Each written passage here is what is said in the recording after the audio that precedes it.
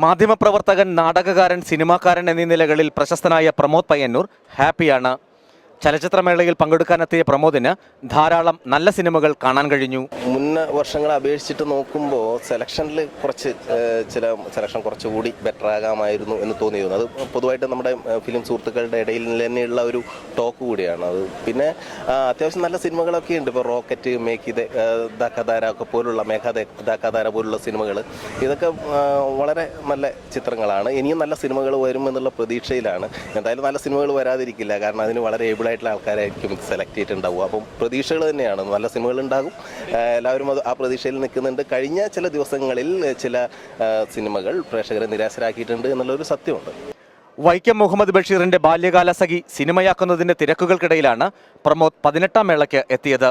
ഏറ്റവും ഹൃദയസ്പർശിയായിട്ടുള്ള അനുഭവങ്ങൾ ബഷീർ അദ്ദേഹത്തിന്റെ ഓരോ രചനകളിലും എഴുതി വെച്ചിട്ടുണ്ട്.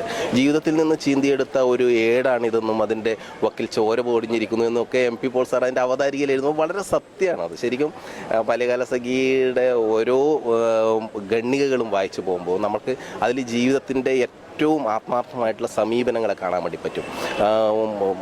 മലയാളത്തിൻ്റെ എന്നല്ല, ഇന്ത്യയിലെ തന്നെ ഏറ്റവും മഹാനായിട്ടുള്ള നടൻ മമ്മൂക്ക ഈ കഥാപാത്രത്തെ ചെയ്യുമ്പോൾ അദ്ദേഹം അത് നമ്മൾക്കറിയാം, ഈ മനുഷ്യൻ്റെ യാതനകൾ, മനുഷ്യൻ്റെ വിങ്ങലുകൾ, അവൻ്റെ സ്വപ്നങ്ങൾ, ഇതൊക്കെ വളരെ മനോഹരമായിട്ട് മമ്മൂട്ടി എന്ന നടൻ പല സിനിമകളിലും അതിമനോഹരമായിട്ട് അവതരിപ്പിച്ചിട്ടുണ്ട്.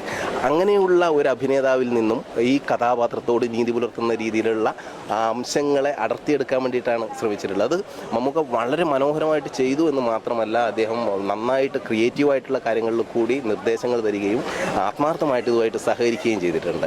അതുകൊണ്ട് മജീദ് മലയാളി പ്രേക്ഷകരുടെ ഇടയിലേക്ക് കുറേ കൂടി ആഴത്തിൽ ഇറങ്ങി ചെല്ലും എന്നുള്ളതാണ് ഞങ്ങളുടെയൊക്കെ പ്രതീക്ഷ. പൂന്തോട്ടവും മജീദിന്റെ യാത്രയും പുറപ്പാടുകളും എല്ലാം നമുക്ക് ആസ്വാദികരമായി കാണാം. തീർച്ചയായിട്ടും. പിന്നെ എന്ന് വെച്ചാൽ വൈക്കം മുഹമ്മദ് ബഷീർ ഈ കഥ എഴുതുന്നത് കൽക്കത്തയിൽ വെച്ചിട്ടാണ്. അദ്ദേഹം മദ്രാശി പട്ടണം വഴി പോയി എന്നുള്ളതിൻ്റെ തെളിവായിട്ട് അദ്ദേഹം മദ്രാശി പട്ടണത്തിൽ നിന്ന് അദ്ദേഹം വാങ്ങിച്ചൊരു നോട്ട് ബുക്ക് ഉണ്ട്. അതിൽ കൽക്കത്തയിലേക്ക് അദ്ദേഹം എത്തിയിട്ട് ഇംഗ്ലീഷിലാണ് ബാല്യകാല സഖി എഴുതിയിട്ടുള്ളത്. ഇത് ബഷീർ ചെയറിൽ കാലിക്കറ്റ് യൂണിവേഴ്സിറ്റിയിൽ ഇപ്പോൾ സൂക്ഷിച്ചിട്ടുണ്ട്. അപ്പോൾ ബഷീർ കൽക്കത്തയിൽ നിന്ന് ഈ കഥ എഴുതുന്നു എന്നുള്ളത് കൊണ്ട് തന്നെ ബഷീറിനെ പോലുള്ള ഒരു എഴുത്തുകാരൻ, ജീവിതത്തെ അത്രയും സൂക്ഷ്മമായിട്ട് നിരീക്ഷിച്ച മനുഷ്യൻ, അദ്ദേഹം എഴുതുമ്പം അവിടുത്തെ ചുറ്റുപാടുകൾ, അവിടുത്തെ സാമൂഹ്യ പശ്ചാത്തലം, പൊളിറ്റിക്കൽ സിറ്റുവേഷൻസും ഒക്കെ അദ്ദേഹത്തിനെ സ്വാധീനിച്ചിട്ടുണ്ടാകാം. അപ്പം മജീദ് തൊഴിലന്വേഷിച്ച് പോകുന്നത് കൽക്കത്തയിലാണ്, അവിടെ ബുക്ക് സെല്ലറായിട്ട് ജോലി ചെയ്യുന്ന സ്ഥലം കൽക്കത്തയാണ് എന്നുള്ള രീതിയിലാണ് സിനിമയിൽ കൺസീവ് ചെയ്തിട്ടുള്ളത്. അതിനനുസരിച്ചിട്ട് കാര്യങ്ങൾ നീക്കിയിട്ടുണ്ട്.